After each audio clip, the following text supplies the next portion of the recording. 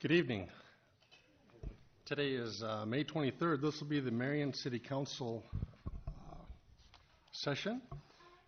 If anybody chooses to address the City Council this evening, we have yellow cards over here that we'd like you to fill out. It'll be your name and address before you would approach the podium. At this time, I'm going to call our meeting to order, and our mayor is on the way. Our apologies here. Our city's got a lot of things going on today here, so some are just returning from Prospect Meadows as they're getting ready to throw out the first pitch. So at this time, if you would, please join me in standing, remove our hats, turn our phones to silent, and we'll do the Pledge of Allegiance. I pledge allegiance to the flag of the United States of America and to the republic for which it stands, one nation, under God, indivisible, with liberty and justice for all.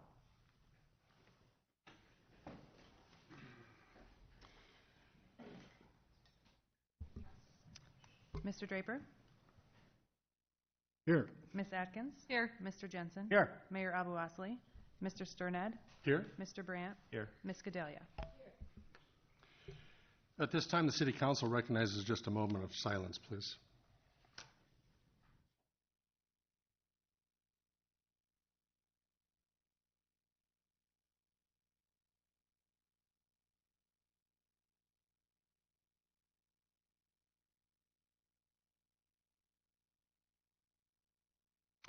Thank you.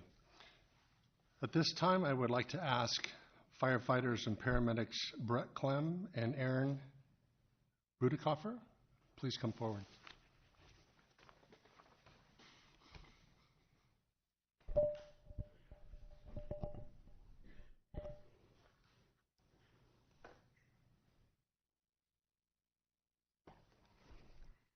Good evening, everyone. This is the best part of my job, getting to honor two of our firefighters. If you didn't know, when a firefighter is hired, for 1 year they're on probation. They have to take a multitude of tests, and they have to learn everything about the job in that first year. And then we decide if they can stay or not. So they get a whole year. Aaron and Brent, they've made it through their year. So I am honored tonight to place full-time career firefighter badges on them tonight. Aaron comes from us. He was a paramedic for over 6 years at Regional Medical Center in Manchester, and he also served in the National Guard and served in Iraq. Brent, he came on our department actually in 2009. He's been a volunteer on our department for almost 10 years, and now he's one of the career firefighters, and I'm so proud of both of them.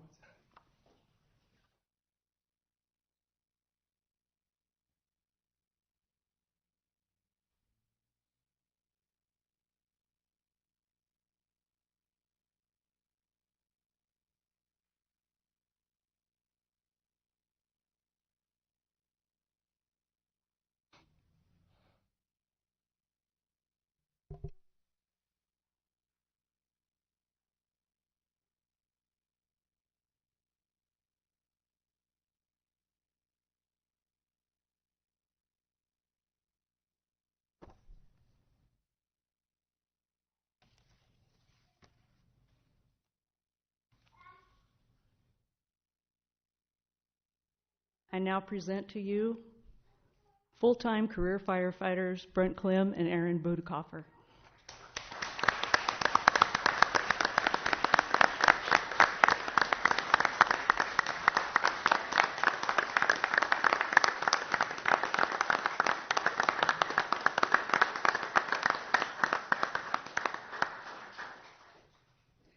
So I suppose at this time we'll make this official. And if there's any time for a mayor to be late, this was it, because this gives me great pleasure to administer the oath of office to fellow firefighters. So Brent, we'll start with you, sir. Yep. If you'll step forward here. And we raise the right hand, correct? Raise your right hand. I state your name. Brent Clem. As a firefighter of Marion, Iowa. Firefighter of Marion, Iowa.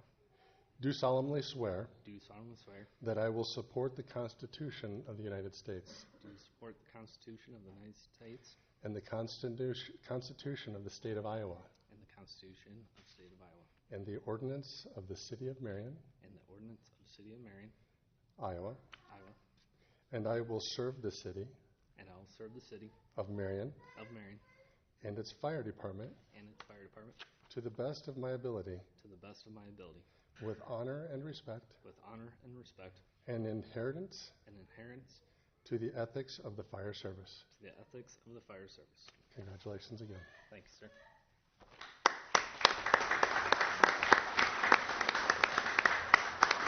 Mr. Budikoff, you're next. Please raise your right hand. I state your name. I, Aaron Budikoffer, As a firefighter of Marion, as a firefighter in Marion, Iowa, Iowa, do solemnly swear do solemnly swear that I will support the Constitution of the United States that I will support the Constitution of the United States and the Constitution of the State of Iowa and the Constitution of the State of Iowa and the ordinance of City of Marion, and the ordinance of the City of Marion, Iowa, Iowa. and I will serve the City of Marion And I will serve the City of Marion and its fire department and its fire department to the best of my ability, to the best of my ability, with honor and respect, with honor and respect, and adherence and adherence in the ethics of the fire service. in the ethics of the fire service. Congratulations. Welcome aboard.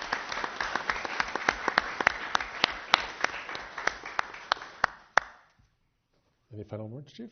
Nope. Congratulations and thank you. Thank you to the family. Are there any photographs that would like to be taken at this point? No? Okay. At this point, we have, oops, I'm sorry, the mayor's back. Welcome back, Mayor. Thank you. I'll turn the meeting back over. Thank you, Randy. Apologize for being late to the meeting. It was the Prospect Meadows big ribbon cutting and opening today, so it was quite a ceremony and ordeal, so something we can all be proud of. But next we have several proclamations. The first proclamation, Will, are you presenting it? Oh, okay. Councilmember Atkins will present the first proclamation.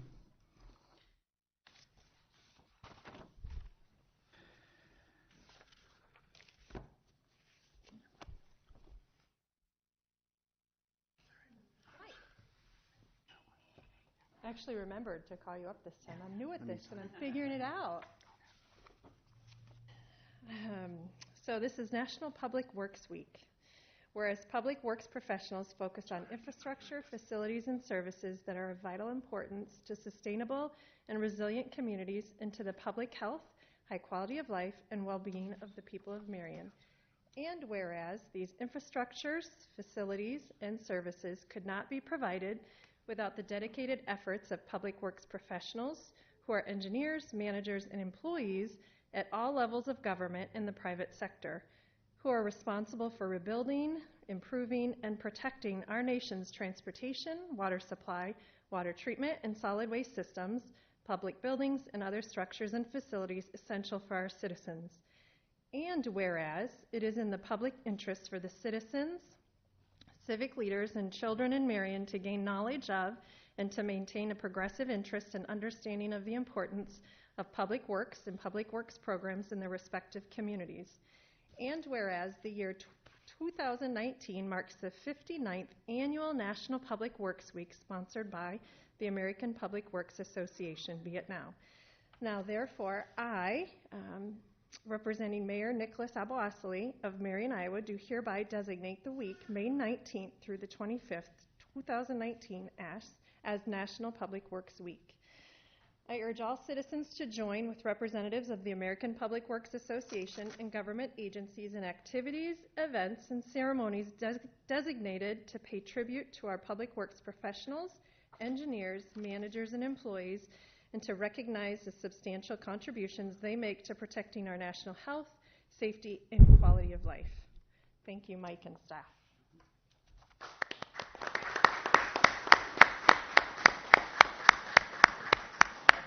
Our second proclamation is for Marion Civil Rights Commission 5-year anniversary, and Councilmember Jensen will present that one. Jennifer Tibbetts, are you here to accept the proclamation? No? Okay, we'll just read it. Whereas in 2010, the City of Marion passed the population threshold of 30,000 for forming a local civil rights commission under Iowa Civil Rights Act. You're accepting it? Okay, very good. Come on up here. Whereas the Marion Civil Rights Ordinance was enacted in 2011 to establish the framework for a civil rights commission. Whereas the Marion Civil Rights Commission was formed in 2014 to secure for all individuals within the city freedom from discrimination because of age, color, creed, disability, familial status, gender identity, lawful source of income, marital status, national origin, race, religion, sex, or sexual orientation in connection with employment, public accommodations, housing, credit, and education. Whereas the Marion Civil Rights Commission provides for execution of policies embedded in the Iowa Civil Rights Act, the Federal Civil Rights Act, the Federal Fair Housing Act, and the American Disabilities Act. And whereas the Marion Civil Rights Commission and its outreach efforts serve as a source of information relative to various civil rights regulations. And whereas the Marion Civil Rights Commission is a steadfast advocate for equality, justice, and human rights. Whereas the citizens of Marion are grateful to the Marion Civil Rights Commission's commitment and services to our city by standing up for the rights of others and thereby promoting the kinship of all human beings. Now, therefore, I, Steve Jensen, City Council Member, and Nicholas Abu-Asli, Mayor of the City of Marion, Iowa, do hereby proclaim and congratulate both the City of Marion and the Marion Civil Rights Commission for their efforts to continually protect civil rights and as a day to honor the Marion Civil Rights Commission for 5 years of service in our community.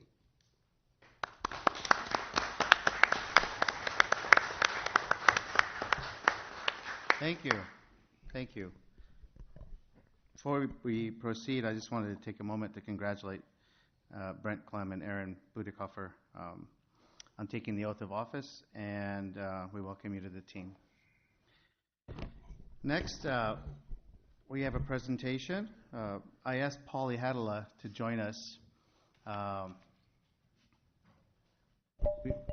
We're all aware that that 2 houses across the street here are being relocated, and Polly's here to tell us about one of them, just to kind of enlighten us on that we're not just saving bricks and mortar, we're also preserving the history of a family that lived there. So, yeah, I was feeling so bad when I thought it was going to be torn down, so I thank everybody for. So would you just state your name and address for the record? Thank you. Polly Hadala, and I live in Cedar Rapids now, but I lived at 520 12th Street, which is just right across the street. This is my neighborhood. I moved there when I was 2 years old, and I stayed there till I went to college. And my parents were there until 1989, and then they moved to another place in Marion. But I got there with my 2 older siblings, and then while we lived at 520 12th Street, my parents had 2 more sons, so there were 5 of us that lived in that house. And I have pictures, but I don't know how much you want to see, but does this show up on here? Yeah. That was me when I first moved to the neighborhood. I was 2 years old. It's on those front steps there. And this is just a little bit later when I had my buggy in the driveway. And then this was, I got quite a few here. My husband said, they're all about you. And I said, well, that's the pictures that my parents gave me, so they kind of all are about me. But, well, this is Easter on the front steps there. I love those glass things around the door, and those are still there, even though someone stole the railing. But that's, hopefully they'll find that. I don't know. And this was my first communion on the same steps where we all had it taken. So, and then one other picture is my father with 2 grandchildren, and when I got to go to the house when the firemen were doing a test a few months ago, and they let us in, and I saw the wallpaper. It's still there on that wall in that room. Yeah.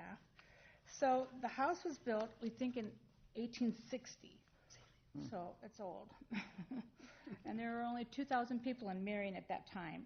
And like I said, we moved there in 1953, and my parents left in 1989. So this, I can show you, is Lincoln School, which was right across the street. It's no longer there, but that was Lincoln School. And this is where the post office moved. There used to be a big bar there. Lincoln School, yeah. And there used to be a big bar there in the corner. And that's where the post office, are the post office still there? No. No. That's where the post office moved, but there was a bar there. And then this is the picture of the house, but this is 2016, so it's not as good as it looked when we lived there. But my mother, she was in the garden center here in Marion, and she always had beautiful flowers there and everything. She did a really nice job keeping the yard up and that. And let's see, what else I have here. And this is, well, I don't know if you remember the depot. Well, it was right up there, and we learned to, we were only a block away. So when we were children, every day it was like, off to Denver. The calls would be all night long, and my cousins would come and stay and say, how can you stand that? And it's like, oh, we're used to it. We listen to the train every night, so it's not a problem at all. So let me see what else I have. And then this was, would be up at the corner here. There was an apartment house, was right on the railroad tracks, which is also on 12th Street, which is right up to, yeah. So I don't think I have anything else to share, but I thank everybody in the council for saving the house. And the other thing I want to thank everyone for, I just drove down 6th Avenue. My father and my brother have their pictures up as veterans, and they just got, I think they just came out, didn't they, those Yes. pictures? And my dad was a World War II veteran, and my brother was a Vietnam veteran, and they both have their pictures on the street, and it looks fabulous. I mean, that was a really nice thing to do in town, I think. Any questions? Well, we thank you for coming and sharing that information with us. Does anybody have any questions? Yeah, well, Okay. I could see why the house could be torn down, but I'm glad it's not. We have a lot of history there. Yeah, we're pleased that there was a way that it could be saved. Yeah, I am so pleased too. Well, the day that they were doing the fire drill there, my other brother was in town. He lives in Florida. He called me up. He goes, I think they're burning the house down. I said, okay, I'm coming over. And then we went in and they found out they were just doing that test, the test, which is fine. And whoever it was let us in, and that's when I could see the wallpaper was still on that wall from back in the day. So anyway. Thank you, Polly. You're welcome. Okay, at this time we have a public forum. This is a section that's reserved for comments from the public to the council on topics that are listed on the agenda but not associated with the public hearing. If there is anything that is already on the agenda but not part of the public hearing on which anyone would like to address the council, this is a time to do that. If it's associated with the public hearing, there will be time during the public hearing to address the council. So if anyone would like to come forward, this is the opportunity. Oh. The public comment section, is that part of that? There is a public comment section at the end of the agenda for things that are not on the agenda. Mayor, Yes, ma'am. there's a special public comment section in the engineering department's. Oh, I'm sorry. Agenda We tonight. do have that on the agenda with one item tonight, yeah. And if that's what you're here about, so that is on the agenda, you'll have a chance to speak, yeah. Anyone else? Okay. We'll proceed then with the consent agenda. Very good. Mayor, I move to approve the consent agenda as follows. This will be items A1 through F3, resolutions 27645 through 27655. Second. It has been moved and seconded to approve the consent agenda as presented, which includes items A1 through F3, resolutions 27645 through 27655. Any discussion? Okay, we'll vote. All those in favor of approving the consent agenda as presented, please say aye. Aye. All those opposed, please say no. Motion is approved. I will turn over the gavel to Mayor Pro Tem on this next section. Mayor Pro Tem, I make a motion to approve the consent agenda with Mayor Abouasley's abstention from voting and discussion as follows. Includes items B1 through F3, resolutions 27656 through 27664. Second. It has been moved and seconded to approve the consent agenda with Mayor Abouasley's abstention from voting and discussion for items B1 through F3, resolutions 27656 through 27664. Discussion? Seeing none, we'll move forward. All those in favor say aye. Aye. All opposed say no. Motion carries, and we have one abstention. I'll turn the meeting back over to the mayor. Okay, thank you. Thank you. At this time, we have a public hearing regarding fiscal year 2018-2019 budget amendment. Public hearing is now open. Is there a brief explanation? Thank you, Your Honor.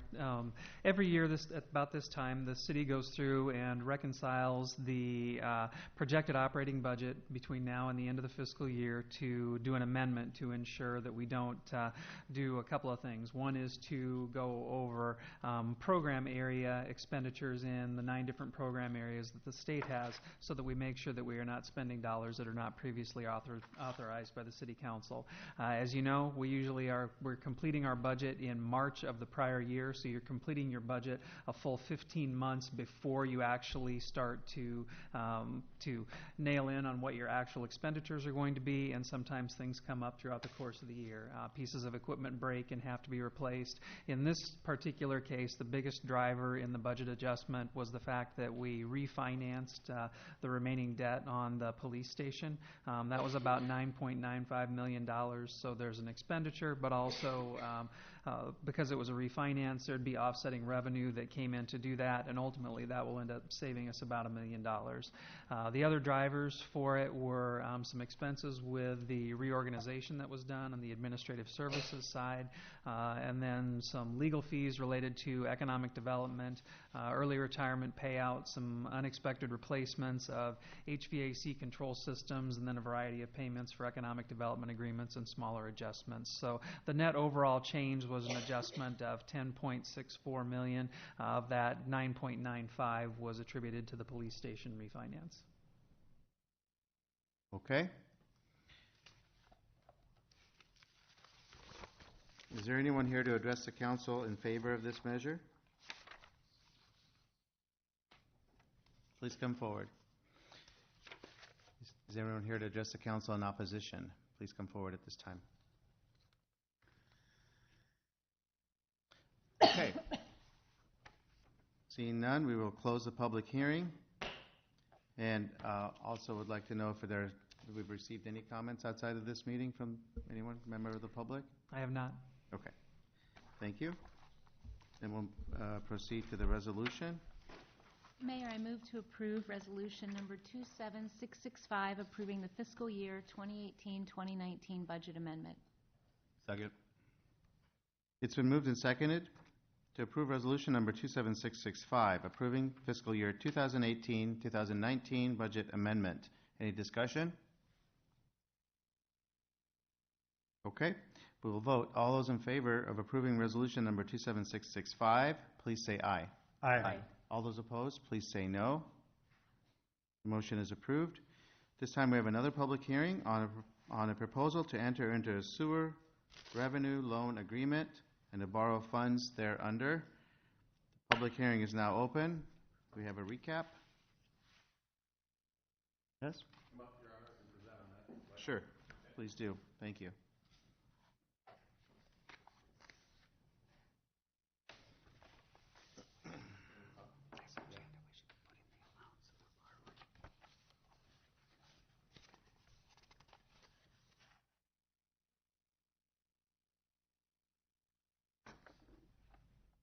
Where would that be?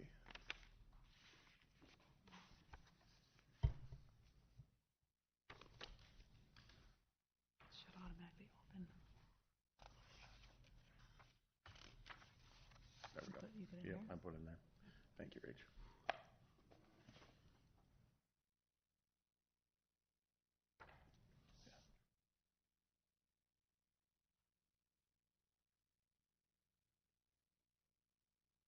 There we go.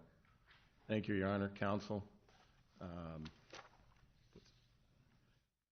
There we go. Okay. Items 3 through 8, that's in association with Phase 1 of the Eco-Industrial Park, mainly the proposed public service maintenance facility. I sent a memo out yesterday. If there's any questions on that, I'd be happy to answer them.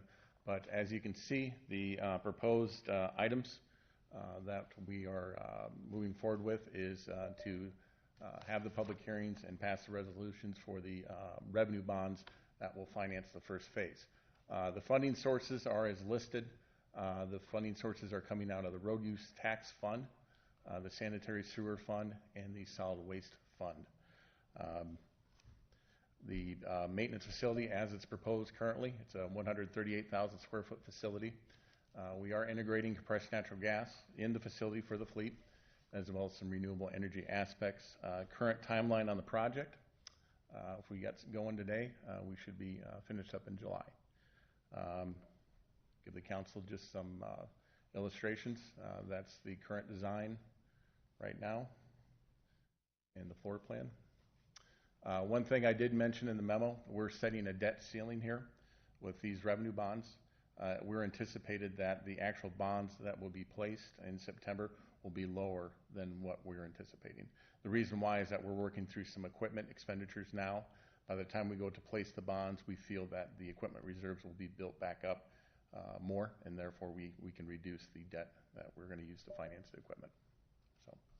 Okay, thank you. And just to clarify, your presentation was covered items 3, 5, and 7? That's all correct, three Your public Honor. hearings? That is correct. Okay, so just for members of the public, that presentation was for all 3 of those public hearings. Okay. Is there...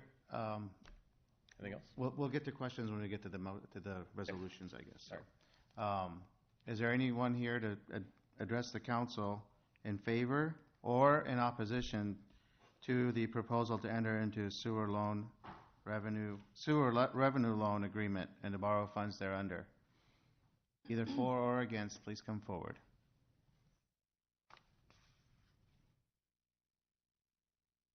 Okay, and again, I'll ask if we've received any comments outside of this meeting from the public, for the record. None by my office. Okay, we'll close the public hearing. Your Honor, I move to approve resolution number 27666, taking additional action on proposal to enter into a sewer revenue loan agreement. Second. It's been moved by Councilmember Atkins, seconded by Councilmember Jensen, to approve resolution number 27666, taking additional action on proposal to enter into a sewer loan revenue agreement. Any discussion or questions for Department Head Ryan Miller? None? Okay. All those in favor of the resolution number 27666, please signify by saying aye. Aye. All those opposed, please say no. The motion is approved. We have another public hearing at this time on the proposal to enter into a solid waste revenue loan agreement and to borrow funds thereunder. Public hearing is now open. We did hear from Ryan Miller on this also. Anyone here to address the council, either in favor or against this measure? Please come forward.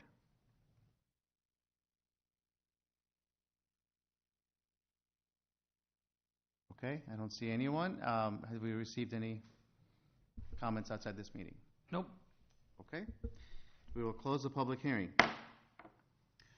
Mayor, I move to approve resolution number 27667, taking additional action on proposal to enter into a solid waste revenue loan agreement. Second. It has been moved and seconded to approve resolution number 27667, taking additional action on the proposal to enter into a solid waste revenue loan agreement. Any discussion or questions? I'd like Yes. an explanation of what that is, Your Honor. Yep. Anytime the dump's involved, I want to know what it is. This isn't involved in solid. No, this is for the public service maintenance facility. The portion of the facility is financed out of the solid waste enterprise fund. That's one of the operating funds that pays for our equipment, our salaries, things like that. Okay, So, for the new operation. the maintenance facility. Yeah. That is correct, sir. Thank you. Okay. Any other questions? All those in favor of resolution number 27667, please signify by saying aye. Aye. All those opposed signify by saying no. Motion is approved. We have another public hearing now on proposal to enter into a road use tax revenue loan agreement and to borrow funds thereunder, again, for the same purpose of the new facility. The public hearing is now open. Is there anyone here to address the council in favor or against this measure? Please come forward.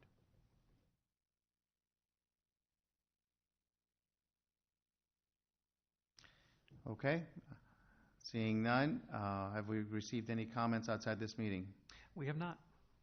Okay, no comments received, and we will close the public hearing. Your Honor, I move to approve resolution number 27668, taking additional action on proposal to enter into a road use tax revenue loan agreement. Second. It has been moved and seconded to approve resolution number 27668, taking additional action on the proposal to enter into a road use tax revenue loan agreement. Discussion? Questions? Okay. All those in favor of resolution number 27668, please say aye. Aye. All those opposed, please say no. The motion is approved. Mr. Brandt. Mayor, I move to approve ordinance number 19-07, amending Chapter 110 of the Code of Ordinances regarding natural gas franchise with Mid-American Energy Company, including the addition of franchise fees. Final consideration. Second? It has been moved and seconded to approve ordinance number 19-07, amending Chapter 110 of the Code of Ordinances regarding the natural gas franchise with Mid-American Energy Company, including the addition of franchise fees. This is the final consideration. Any discussion?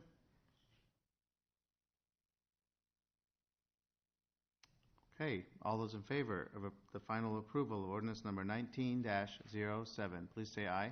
Aye. All those opposed, please say no. Motion is approved. Mayor, I move to approve ordinance number 19-12, amending Chapter 20 of the Code of Ordinances relating to city manager, and this is the final consideration. Second. It has been moved and seconded to approve the third and final consideration of ordinance number 19-12, amending Chapter 20 of the Code of Ordinances relating to the city manager. Discussion. All those in favor of ordinance number 19-12, please say aye. Aye. All those opposed, please say no. Motion is approved. Mayor, I move to approve ordinance number 19-13, amending Chapter 165, Section 165.11 of the Code of Ordinances relating to housing code definitions. This is the final consideration. Second? It has been moved and seconded. Moved by Councilmember Atkins, seconded by Councilmember Gadela. To approve ordinance number 19-13, amending Chapter 165, Section 165.11 of the Code of Ordinances relating to housing code definitions. This is the third and final consideration. Discussion. All those in favor of the final approval of ordinance number 19-13, please say aye. Aye. All those opposed, please say no. Motion is approved. Mayor, I move to approve ordinance number 19-14, amending Chapter 176, Section 176.06 of the Code of Ordinances relating to zoning regulations, rules, and definitions, and this is the final consideration. Second. It has been moved and seconded to approve the final consideration of ordinance number 19-14, amending Chapter 176, Section 176.06 of the Code of Ordinances relating to zoning regulations, rules, and definitions. Discussion. Okay, all those in favor of the final approval of ordinance number 19-14, please signify by saying aye. Aye. All those opposed, please say no. Motion has been approved. Mayor, I move to approve ordinance number 19-15, amending Chapter 131 of the Code of Ordinances relating to public amusements. This will be second consideration. Second. It has been moved by Councilmember Sternad, seconded by Councilmember Brandt, to approve ordinance number 19-15, amending Chapter 131 of the Code of Ordinances relating to public amusements. Second consideration. Discussion.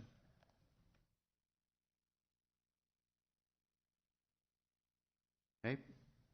All those in favor of approving ordinance number 19-15, please say aye. Aye. Aye. All those opposed, say no. Motion is approved. At this time, we have a public hearing regarding the Eco-Industrial Park Phase 1 site package. Public hearing is now open. We have a recap. Mr. Miller, thank you.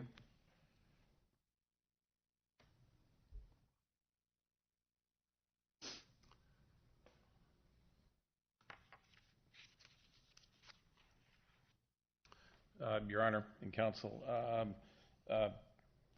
this is for the Eco-Industrial Park Phase 1 site package.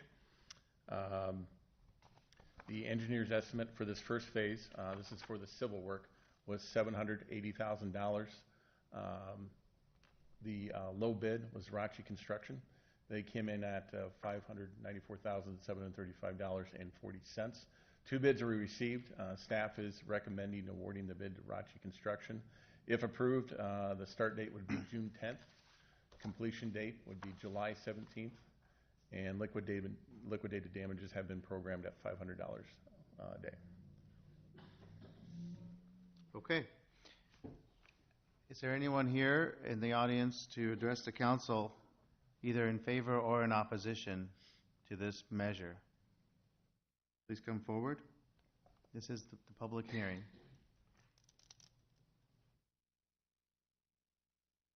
Okay. I don't see anyone coming forward. So do we have any comments outside this meeting? No, Your Honor. Okay.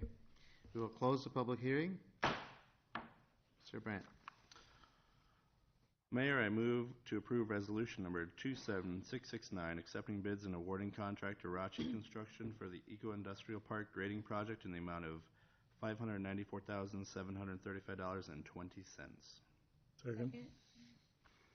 It has been moved and seconded, moved by Councilmember Brandt, seconded by Councilmember Gadela, to approve resolution number 27669, accepting bids and awarding contract to Rachi Construction for the Eco-Industrial Park grading project in the amount of $594,735.20. Discussion? Questions to Mr. Miller?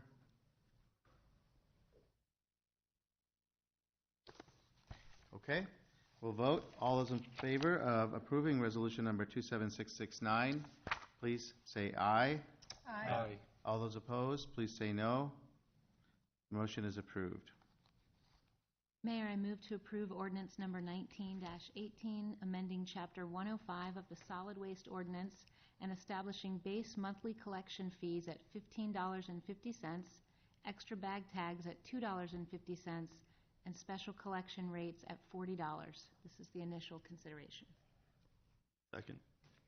It has been moved and seconded to approve the initial consideration of ordinance number 19-18, amending Chapter 105 of the Solid Waste Ordinance and establishing base monthly collection fees at $15.50, extra bag tags at $2.50, and special collection rates at $40. Discussion? Yes, Ms. Gadela? I just have a question. I understand that the monthly fees and the special collection rate will be easy to just start immediately on that date, but that people who have extra bag tags, will those still be usable, or will there be like an extra thing that gets added? And if I miss this Tuesday, I apologize. No, that question wasn't asked, so would you like to address that, Mr. Miller? Thank you. So how this has worked, if an individual does have bag tags, obviously they can still use them, put them on the can. When it goes to the vendor, that's the stores and the things like that, we notify them, and then once the store pays for them directly, they pay for that charge. And so it's up to the vendor or the store to make that rate change once they receive those tags. So any tags that go out after this ordinance, go into effect July 1st, I believe, we will raise the rates on those tags and they'll take effect. The citizens that have the tags will still collect them, obviously. Okay, So, sure. Yep. Thank you. Good question. Yeah. Okay, any further discussion? Go out and buy your tags. Any further discussion? All those in favor of ordinance number 19-18, say aye. Aye. All those opposed, say no. The motion is approved. Mayor, I move to approve ordinance number 19-19, amending Chapter 99 of the Code of Ordinances, increasing monthly domestic and industrial user charges from $2.30 to $3.80, and reducing the service charge from $8 to $2. This is the initial consideration. Second. It has been moved and seconded to approve the initial consideration of ordinance number 19-19, amending Chapter 99 of the Code of Ordinances, increasing monthly domestic and industrial user charges from $2.30 to $3.80, and reducing the service charge from $8 to $2. Discussion.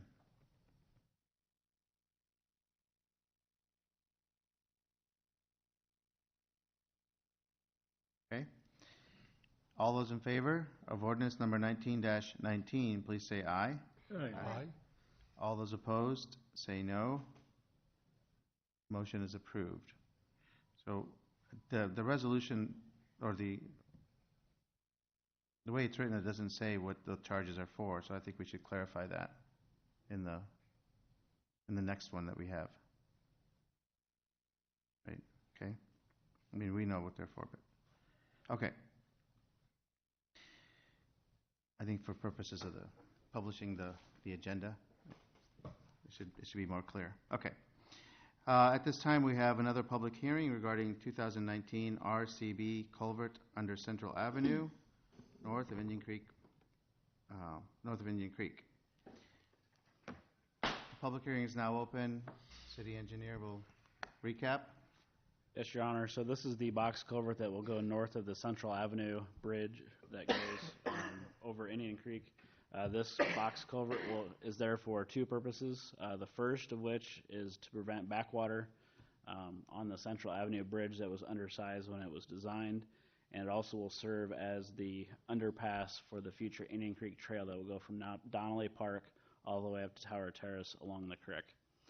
We did receive 3 bids for this project. The low bid was from Boomerang at 109% of the engineer's estimate, which was $677,777. For this project, there are liquidated damages of $1,000 per day. Work shall begin no later than July 8th of 19 with 50 working days, and this is where they'll do half of it at a time. So Central Avenue will be a one-way with a temporary traffic signal out there during construction. Okay. Is there anyone here to address the council either in favor or in opposition to this measure? Please come forward.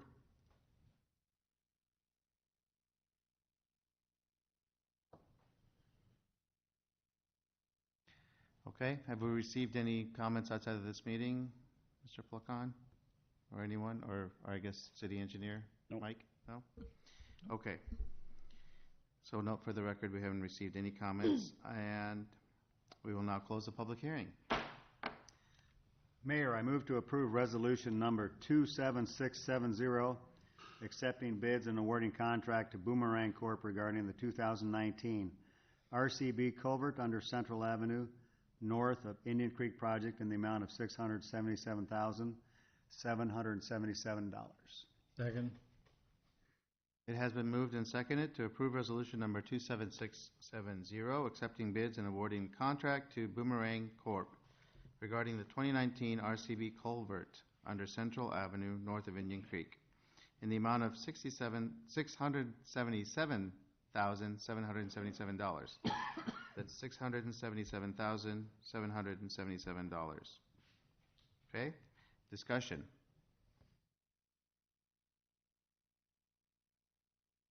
All those in favor of resolution number 27670, please say aye. Aye.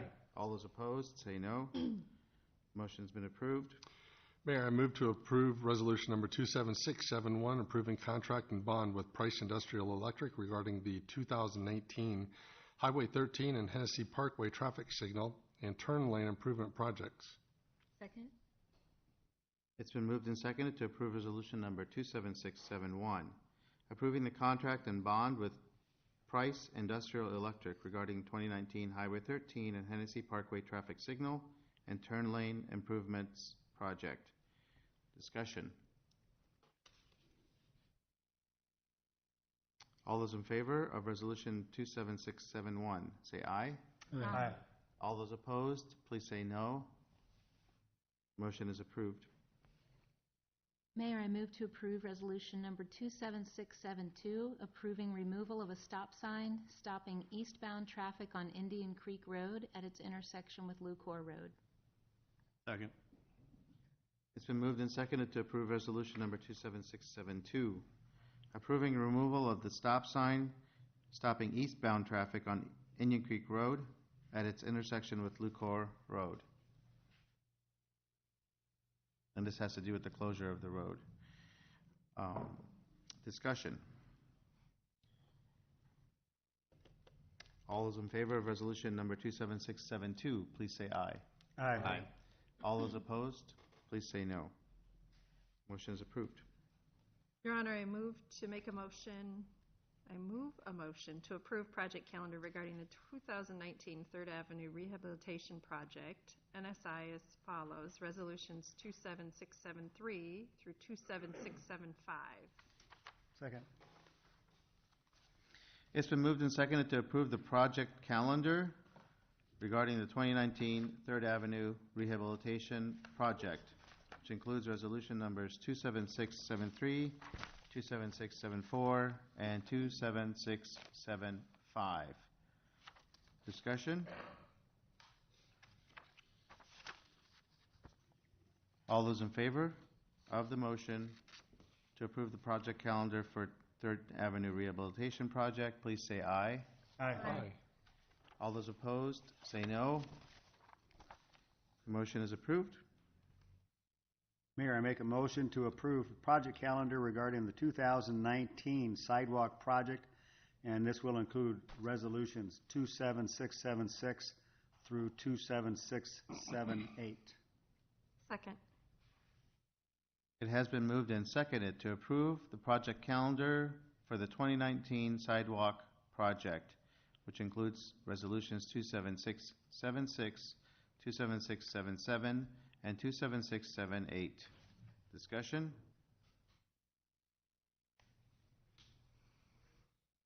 All those in favor of the motion to approve the 2019 sidewalk project, say aye. Aye. All those opposed, say no. Motion is approved.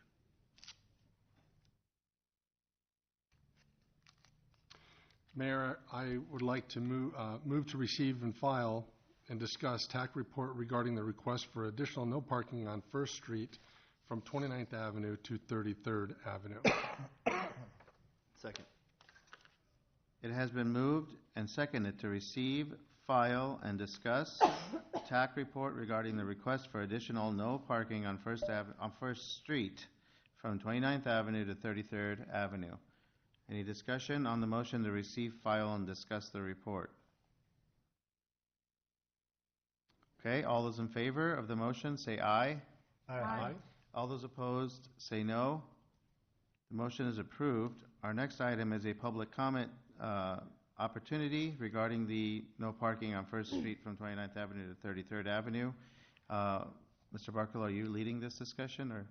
No, this is for the citizens to come up and present to the city council, but Yep. I just wanted to pull up a map so that they had something to discuss on.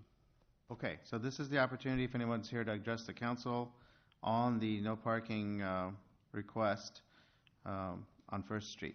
Anyone here for that purpose? Okay, so we'll ask that you come forward. If you haven't filled out the card, please do so before or after you're finished, preferably before, so you can hand it to the staff. And when you come to the microphone, say your name and your address, and then you're welcome to speak, okay?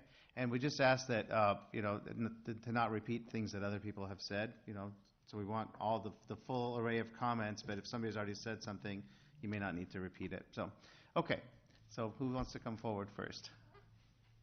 Please come forward. And if you could be ready, if you want to be next up, if you can be ready to follow, that would be great. Please state your name and address. Kendall Hepter, 3021 First Street, Marion. Hi. Hello. All right, so obviously we oppose this. These are just a couple of bullet points that we in the neighborhood on the south end of the road come up with. Back on 11/19/2015, I believe the fire chief stated that it was never a problem with the larger vehicles to get through, because this has already previously been proposed at some point. A concern is that the majority of homes only have single wide driveways.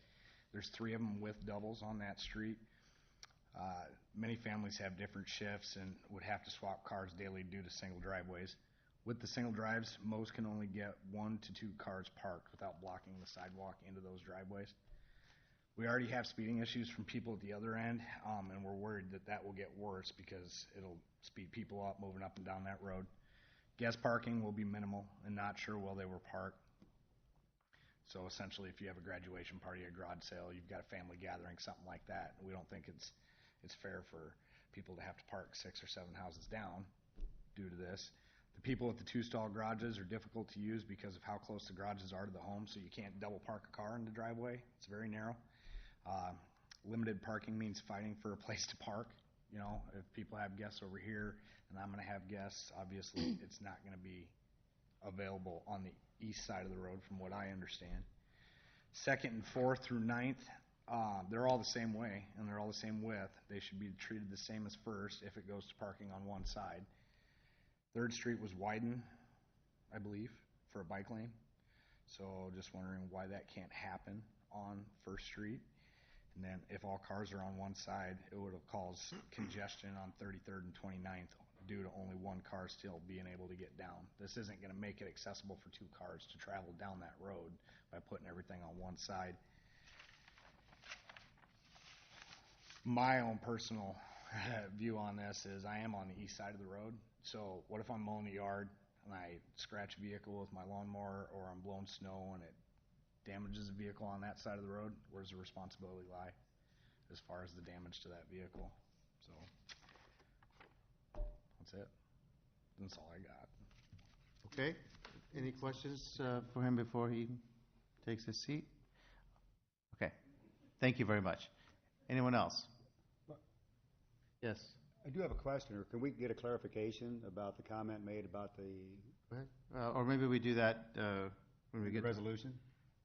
resolution. Or we can do it now. It's fine. Go ahead. Well, he made a comment, this for our fire chief, Deb. So he made a comment that the fire department said that that street was wide enough and it was not a problem for fire trucks going down that road with parking on both sides. I remember Can that you clarify discussion. that for me, please? I remember that discussion, and what was asked was if we had ever in the past had an issue on that street. No, we had not in the past. Okay, so can we get your clarification as to your position as it relates to the access and ability for fire trucks to go through that road if they park on both sides? Unfortunately, now our engines are bigger, so I would have to say I am in favor for one-side parking. Okay, thank you. Thank you. Thank you. Anyone else to address the council, please come forward. Again, turn in the card and state your name and address, and you're welcome to speak. Hi, Chris Klein, 3000 First Street, Marion. I had a question for the police chief. So I know that we had this problem like not even a year ago. So the fire engines have changed since a year ago? Or is that, like, when did the fire, because I remember I was working second shift and they physically took the fire truck down and nothing was wrong, and they took buses down too. Yes. And so they've gotten bigger within 1 year then? No, within the last 2 years, we've bought bigger So, engines. so the engine that they did last year is the same size that you have right now, I guess is more my point. Well, It depends on which engine we responded with. Okay, is there any way And I we can can't look that answer up, that. or is there any, because I mean, it's, because from the sheet that I got, they're saying that buses can't get through, and I know for a fact buses Okay. can. So if you wouldn't mind, just make your comments to the council. When we get to the discussion part, we'll have the discussion with the staff about your questions. Okay. So that yeah, all comments should be directed to the council. Okay, so Okay. go ahead. So I guess I'm more wondering what's changed with the fire engines. Why? I mean, it's only been a year, and if I guess that's about it. Like, what's the difference from 1 year to now? Why are we constantly every year going back and forth with this? I guess is more my question. And so you are opposed to this? Yeah, change? I want cars on both sides because Okay. Okay. I guess that's it. And you don't, so you don't experience any issues with? I don't. So I actually have a driveway where I work at 5 a.m. and my wife works 7, so I would have to shuffle cars. Well, there's a lot of kids in the street, so every time I shuffle a car, I'm going to have to worry about the kids too. And if they're saying that we can speed up, because they're saying that they're not even allowed to go to 25 because the cars are coming through, if they're speeding up, what makes them think that they can't go 35 through there if all cars are on one side? I guess is more my problem that I'm having with it, because people already fly through there at 35, 40 miles an hour, because I've gotten hit almost parking out on the street. I guess I'm worried about the sheet that I got wasn't clarified if we're going to up the speed limit or if it's going to stay 25 and people can just go the limit, because I've always been able to go 25 down that road. With cars parked on both sides? With cars parked on both sides. And on When average, you refer to the sheet that you received, what it It's is? just a That was letterhead. from our staff? yeah. Yeah, okay. And so I took account, when I leave at 4 a.m. in the morning, there is only 9 cars, including my car, on the street. And there's only 1 or 2 of them that are side by side. So I guess, I mean, I don't see a problem with it, and that's all that I have to say.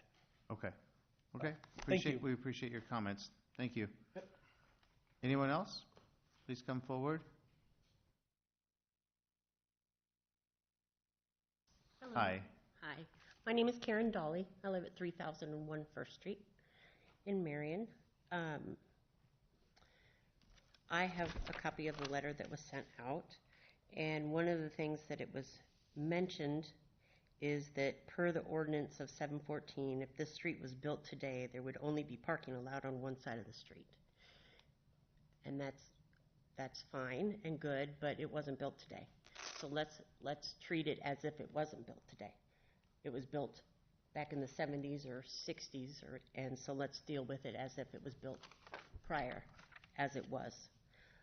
It also states that removal of the parking on the street segments may reduce traffic, calming and increase vehicle speeds.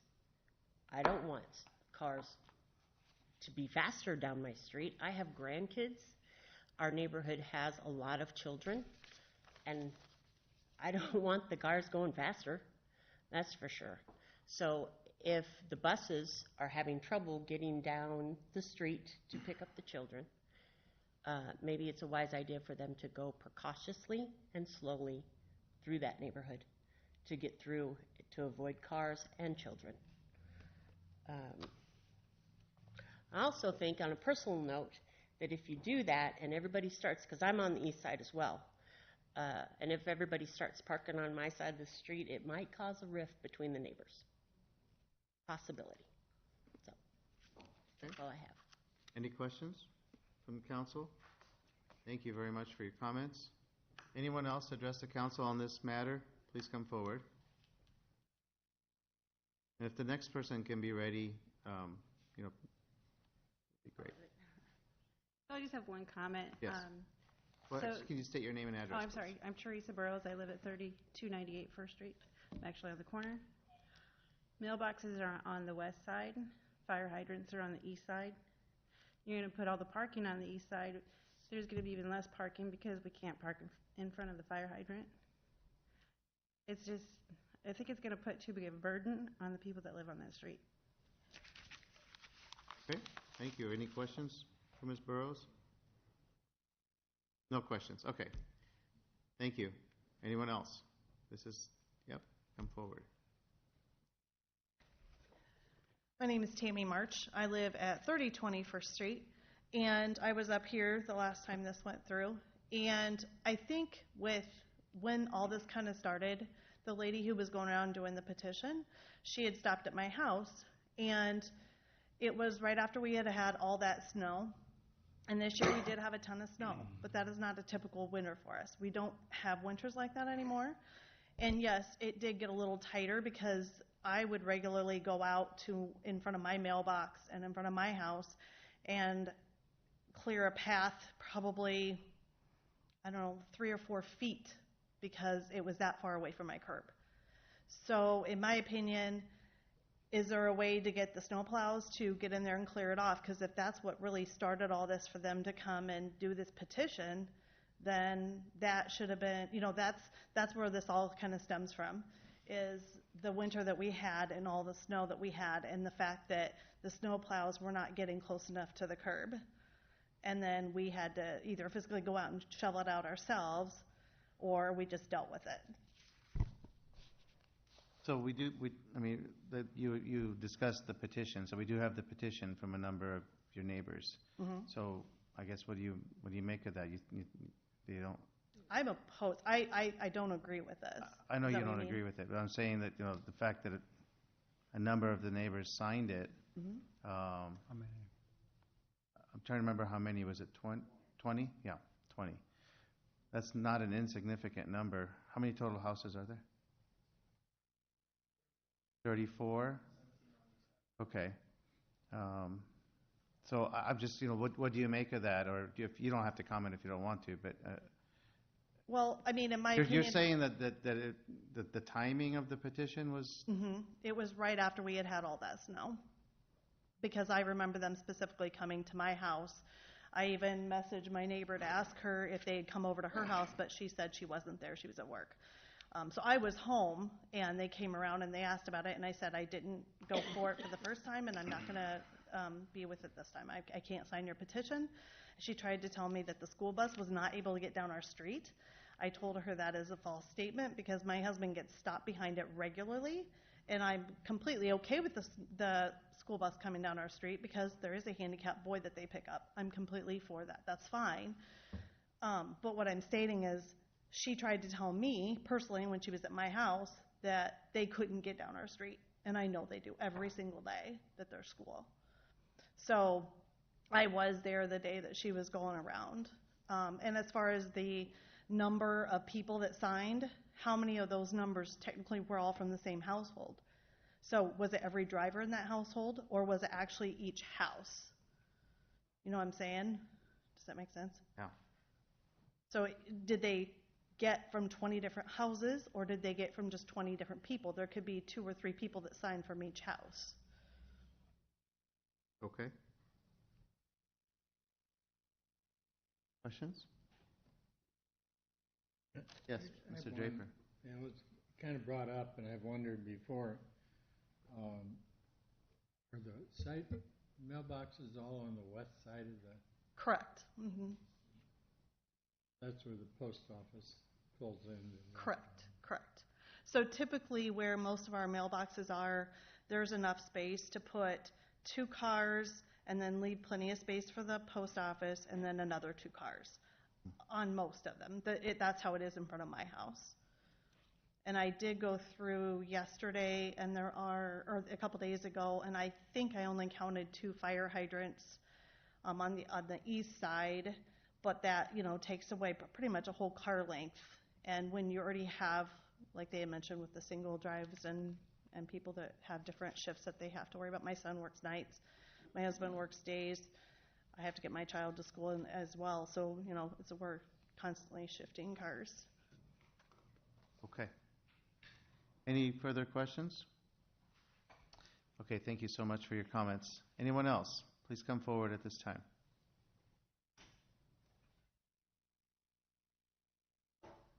No one else? Okay, if you make it brief, come on up. Yep, Do I need to say my name and address again? please do. All right, Kendall Hefter, 3021 First Street. I pull a work trailer. Sometimes I leave at 5 o'clock in the morning. I have no problem with cars on the street getting that truck, and my truck's big, getting the truck and the trailer out. That's the first thing. The second thing is I just don't understand. Everybody's got plenty of room out there. That the width and how wide, I don't understand how it's an issue on our street and has become an issue on another street. I guess to my knowledge, I'm not aware of that. But like I said, I'm not necessarily for this.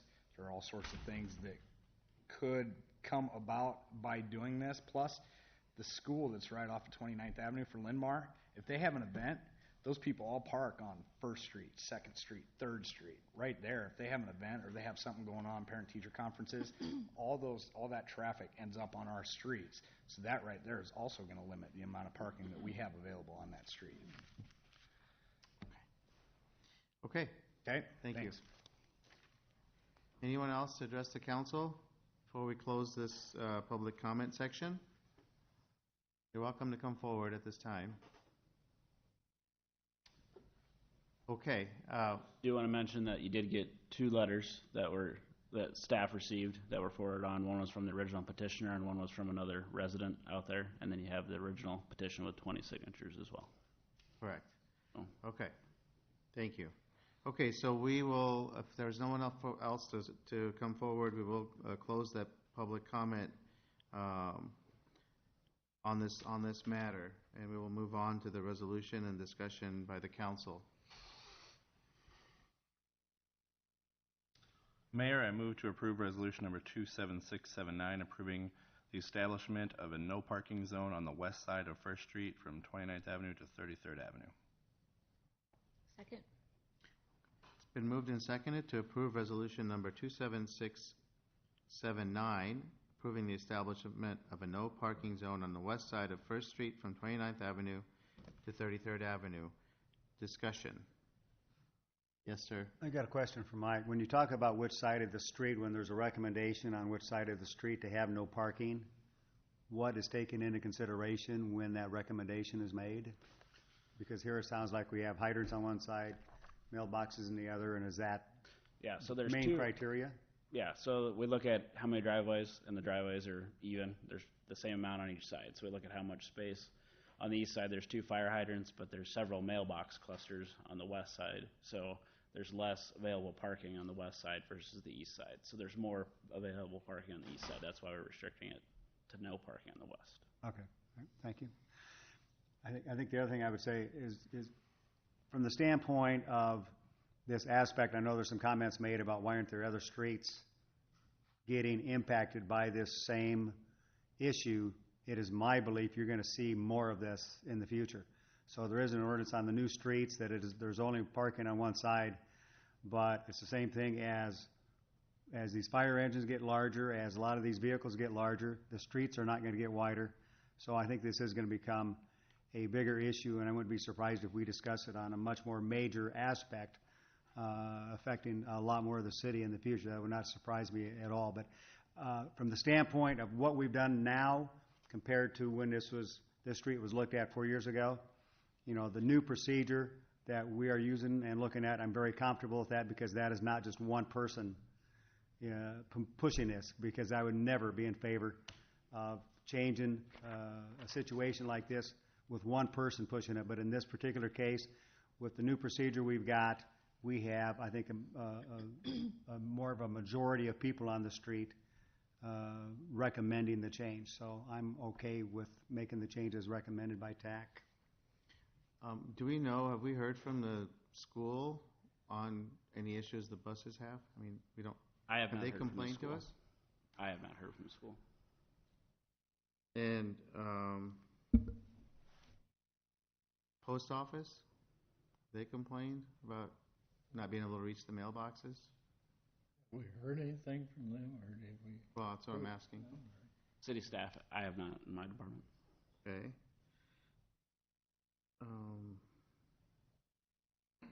Any other comments, or, yes, Ms. Gadela? Yeah, I'm with Steve on it. I think, we put this procedure in place so that we can make sure there was enough of an issue to bring it here for us to consider. This isn't the first time recently that we've heard this, and I do think it will be impacting the neighborhood on more streets. I think people are watching to see what happens here. I have a friend who lives on 4th, and I asked her about it, and I told her that this was happening, and she has 2 young children, and she's like, that doesn't sound like a bad idea. So unfortunately, this isn't the situation where 100% of the people are going to be happy with it. But I do think from a safety issue, and that is what's driving my decision above, definitely understand the inconveniences, and that stinks. I totally get that, but superseding that is safety and fire trucks being able to make it down. We did retire a fire truck.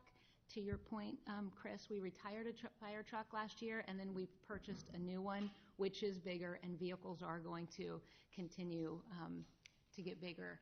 So I think that I'm very comfortable making this decision now, and if it doesn't work and we're having all these issues that have been brought up here tonight, then this is certainly a forum for people to come back. It doesn't mean that this case is closed and we would never look at it again, but based on everything that's come before me, based on city's recommendation, the fire chief, and the citizens who signed the petition and sent us the letters, I will be supporting this measure tonight as well.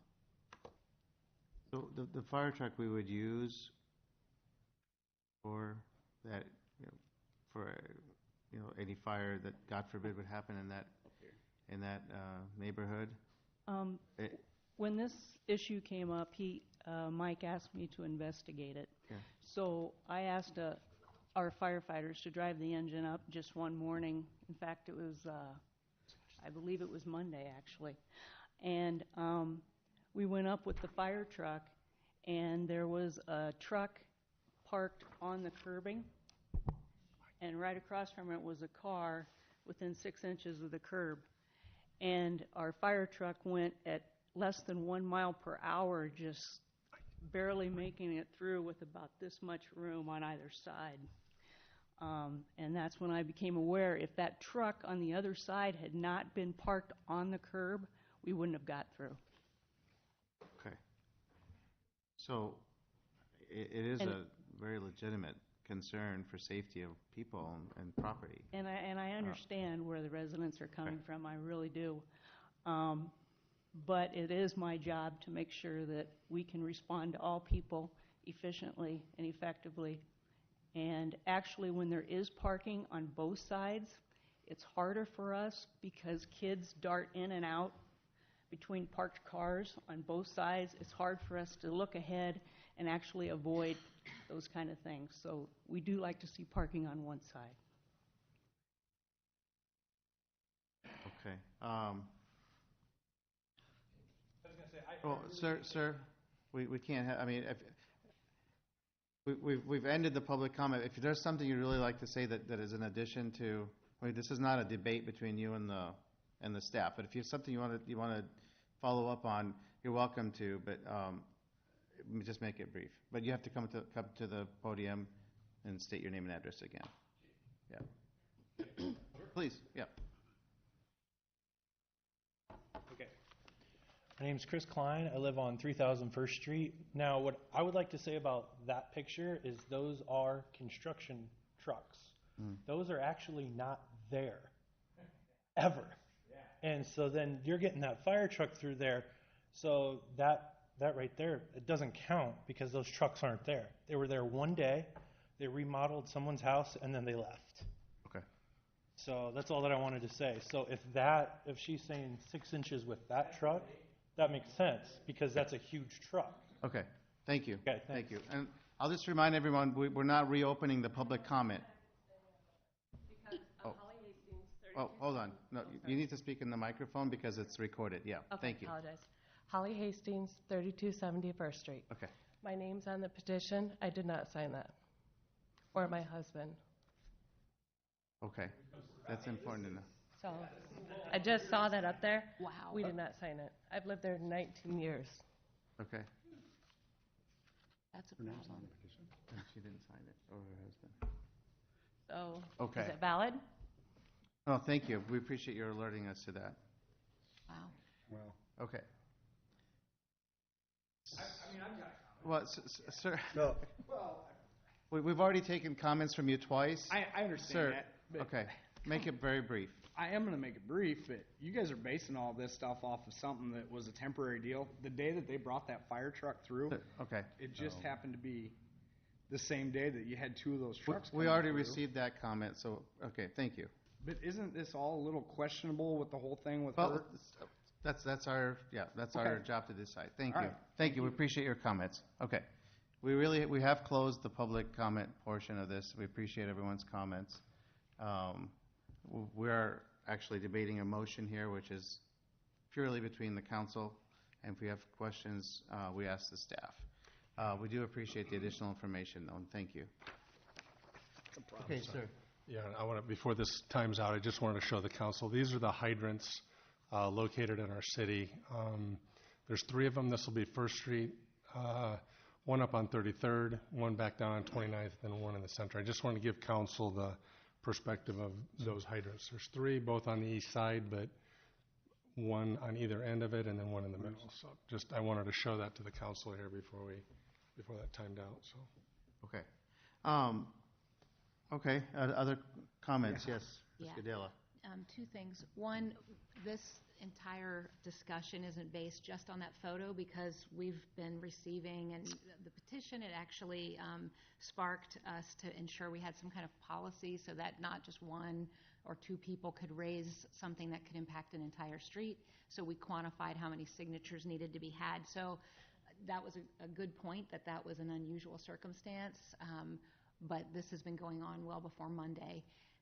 The second and maybe more important point is if she didn't sign that petition, then I don't feel comfortable voting on this until we have some validation, and I think someone's got some splaining to do. I mean, Yeah. that's... I guess I feel the same way, and I'm also considering the fact that there's nobody here supporting their petition. That concerns me. So, anyone else have comments? Yeah, I would agree with Renee. If there's improper names on there that the individuals whose names on there did not sign, to me, that would, in my opinion, invalidate the entire signature list and the petition. So I think that group goes back to square one. Again, if those were all valid signatures and all of that, I'd have no problem supporting this. But from the standpoint of somebody bringing a petition to us with invalid signatures, to me is absolutely unacceptable. So I have the petition part of one of the pages up there. So it's 3270 First Street is the address, and she sent a picture of it to her husband to see if he actually signed it or not. So there's no way for me to verify whether he signed it or not. Okay. So, yeah. So, Yeah, my wife knows my signature. okay. We can't have comments from the audience. You have to be at the microphone because the meetings are recorded, and so we have to make a public record of everything that is being said.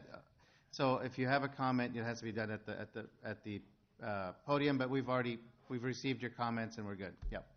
Thank you. Appreciate it. I know that you're not at these meetings every day, so you're not aware of the procedure, but it's important to us that we have everything on the recording so we make a public record of all the comments. So, thank you.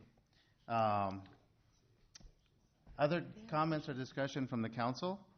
I do, Your Honor. Yes, sir. I guess I just want to, I don't, before we move on to whatever our next step is here, and I think I know where we're headed, this is not the only street that's being affected. There's multiple streets. If you go back to our history, we have multiple ones that have either gone to TAC or we've addressed already. There's multiple streets, and this is just the beginning of it. And it does make sense to move mailboxes to the proper side, put it on the hydrant side. Those are all issues that will be handled down going forward. I did a little research as well too. These houses were all built back in the 1970s.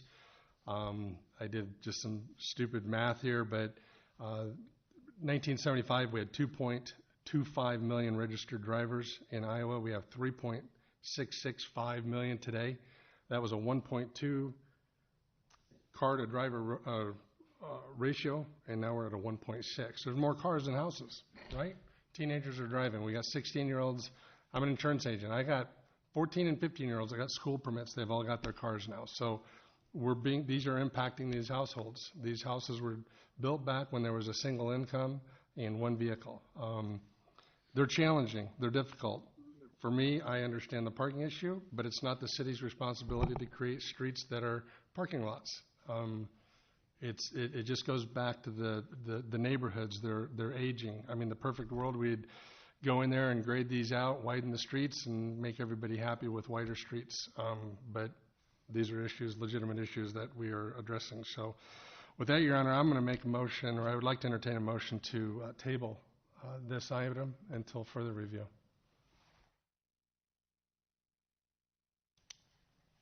Second. Okay, it's been moved and seconded to table this motion to approve the TAC recommendation.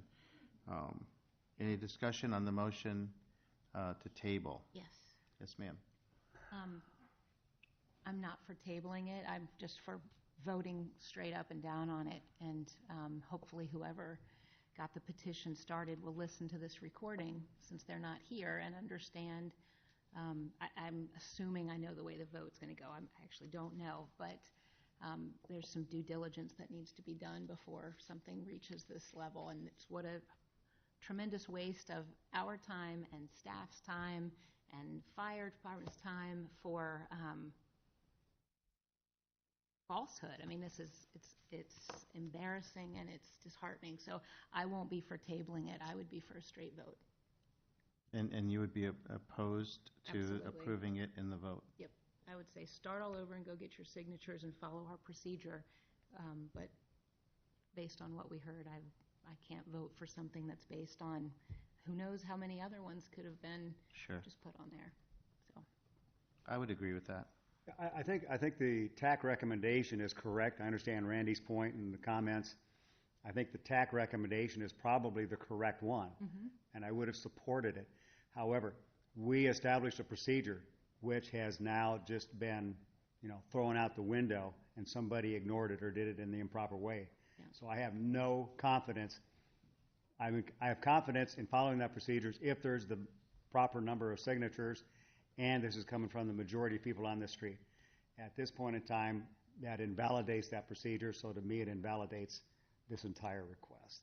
Okay, Mr. Sternad? I would like to ask our legal, what is the proper process for this, and how do we remedy doubt in signatures in the future? I mean, if we're going to always have that doubt, then our new policy is really going to be pretty ineffective. The point of the policy in the petition is to get it to TAC. And so at that point, I mean, I know that it also does show that support, which is what we want before it even goes to TAC. So at this point in time, it's kind of,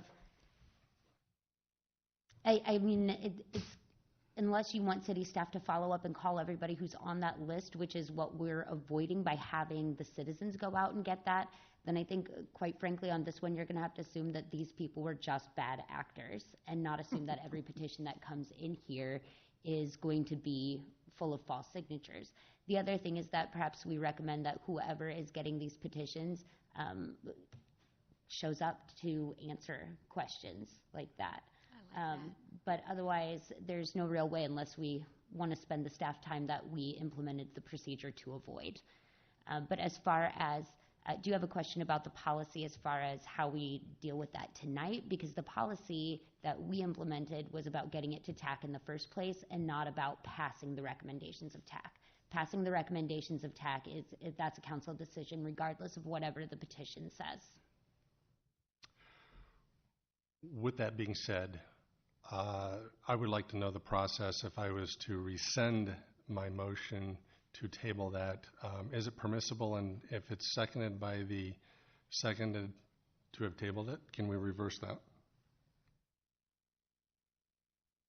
I mean, if it's not been voted on, you can rescind that, but if it's already been voted on, then the motion is been completed. So we still have the motion on the table right now and it's been seconded, but no action's been taken, so. Okay. So with that being said, Your Honor, I would make a motion to rescind my motion to table this item. Point of clarification, all you need to do, Mr. Sternad, is just withdraw your motion. Very good. So moved. I will then withdraw that motion. Okay, so the motion to table has been withdrawn. We're back to the motion on the table, which is approving the TAC report. So, Mr. Draper. I seconded that motion. Okay. So something I should be allowed to say. Go ahead. The reason I did is I want us to be consistent throughout our community of what we're doing with streets, and I do want us to check with the mail service, because I know at our condo we wanted to move our mailbox and they wouldn't let us. So, I mean, we need to have some realization with the United States Post Office that if we're going to have all streets, we're going to have them on the west side or, south side or whatever. I'm not opposed to no parking. I just want us to be consistent because we're going to have a lot more of these.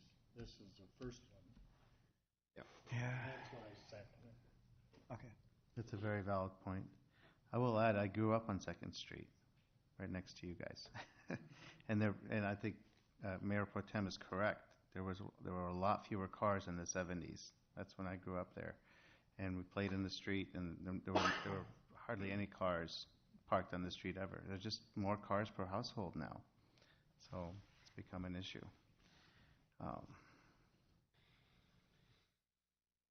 Okay, so we still have the motion on the table. Any further discussion?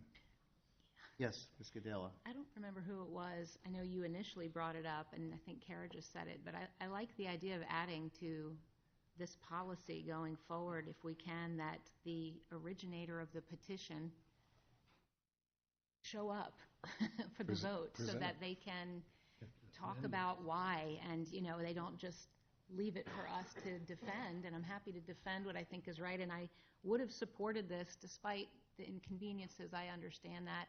Again, the safety's driving it for me. But if there's no petition and most of the citizens on that street are fine with that situation and they don't bring it forward, I don't think we're going to go out and look to try to make these kinds of changes across town, right? We don't want to do that. So I don't know how if we have to, and I might be the only one, but I like the idea of having the originator or someone in their stead if they're out of town or what have you. Someone I'm needs to be here. much less likely to support anything when the people bringing it forward on here supporting their own request. Right. That says something to me. So, okay. Any further discussion on the motion? And this is resolution number 27679, which is item number 9. Is this the table or the motion? This is a vote on the actual motion. Okay, thank you. Okay, so we're ready to vote on it? Okay, we'll proceed for the vote. All those in favor of approving resolution number 27679, say aye. Aye. All those opposed, please say no. No. The motion is defeated. We have one in favor and the remainder were against. Okay, so we will move on now to the community development section. Ms. Gadela? Mayor, I move to receive and file a request from Linn-Mar Community School District for the issuance of a building permit prior to approval of Linn-Mar 35th First Edition Final Plat. Second. It's been moved and seconded to receive and file a request from Linn-Mar Community School District for the issuance of a building permit prior to approval of Linn-Mar 35th Edition Final Plat. Discussion?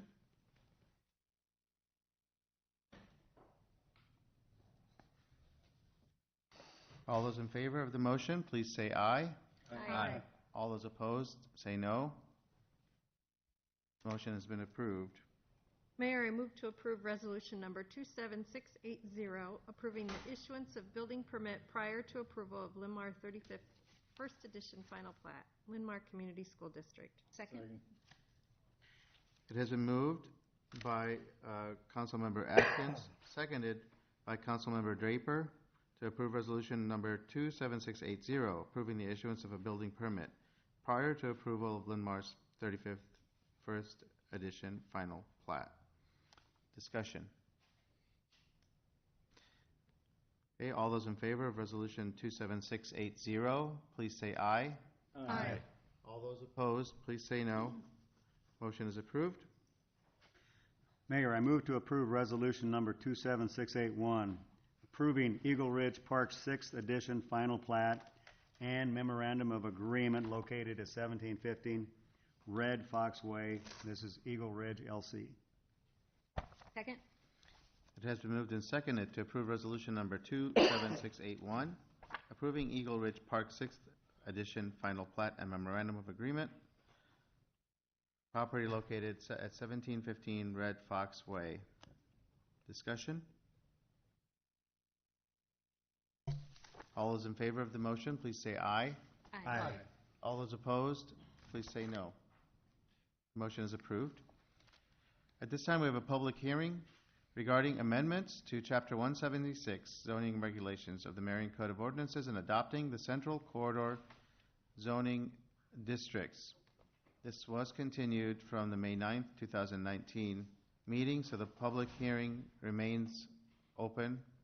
We did not close it at that meeting. Is there anyone here to address the council on the Central Corridor zoning district zoning ordinance adoption, either for or in opposition? In favor or in opposition, please come forward.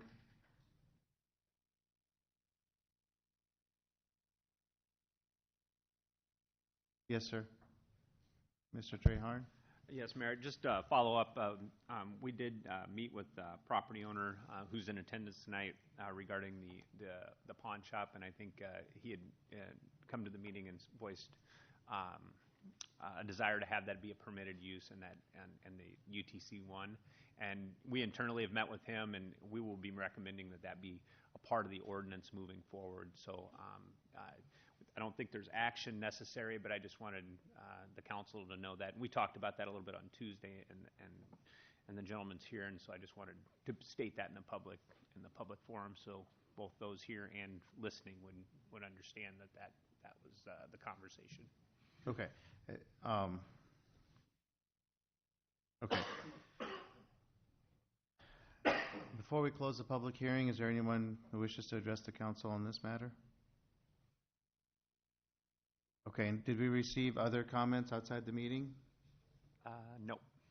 Okay, none from city manager's staff? None? Okay. All right, so we will close the public hearing. Mayor, yeah, well, go ahead. I wanted to ask for a clarification from council. So staff has agreed to make a little tweak to the ordinance that's being adopted that does not need formal action from the council? Well, that was a question I was going to ask Tom after. Are you changing the actual wording of the ordinance? The ordinance, it would basically identify a use as a permitted use in one of the tables within the ordinance. Anything that changes the actual, the substantive part of the ordinance would require us to go back and start over with 3 readings. So I guess, I mean, if you're changing the content, then it would require. I mean, this is the second reading, and I think we can talk about this, but we've made modifications to ordinances and during the first and second and third readings before, as long as it's not an overall substance change. I don't think this is what I would consider a tweaking of the ordinance and not a Adding some, like, I mean, I haven't looked at that particular table, but I think if council reads it today with the understanding that that is included, then I can take a look at it after, and we could next time we could waive, if we need to, we could waive a third reading. Well, we could suspend the rules, suspend the procedure, and move straight to the third. But I'll take a look at it and see where we're at. I think proceeding with the second reading and then just having a conversation before the third reading, so that it's internally. Yeah, before we finally adopt it, I think we need to have that I'll take a look at it determined. Okay.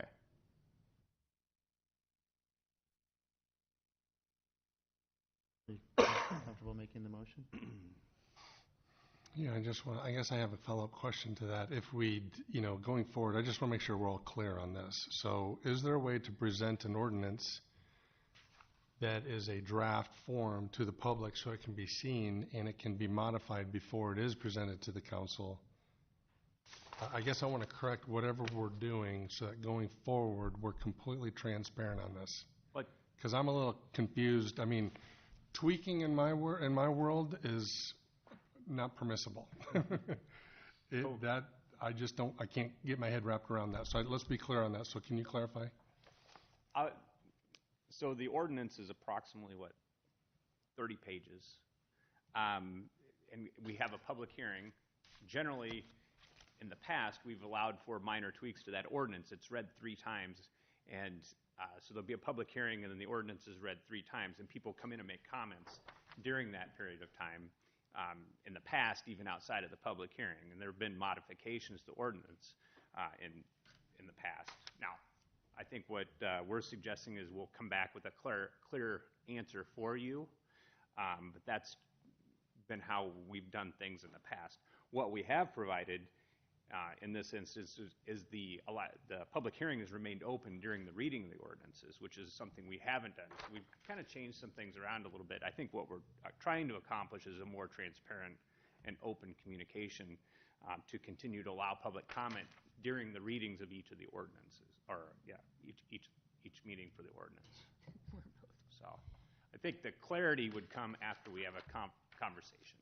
Okay, so I mean, I'm not opposed to making the tweak, but what I'm asking is, does that need to come in the form of an amendment to the proposed ordinance, just like you would amend any motion that's been made to approve an agreement, and then in the discussion we decide, it needs to also say this, and then we amend the motion to say subject to the agreement having the addition that we want.